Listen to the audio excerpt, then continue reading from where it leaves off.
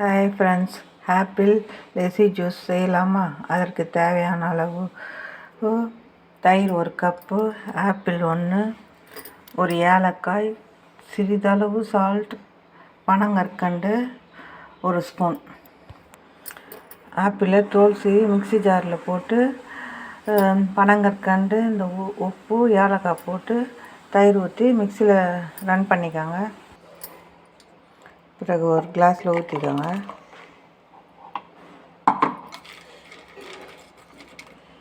இது மேலே பாதாம், திராட்சை சரி.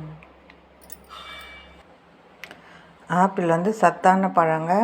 இது டெய்லி சாப்பிட்றதுனால பல நன்மைகள் கிடைக்குதுங்க.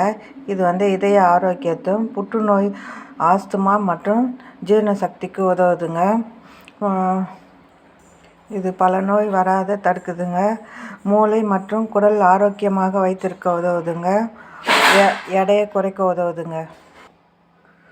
மோர் உடல் குளிர்ச்சியாக வைத்திருக்க உதவுதுங்க. ஜீரண சக்திக்கு நல்லதுங்க. எலும்பு ஆரோக்கியமாக வைத்திருக்க உதவுதுங்க.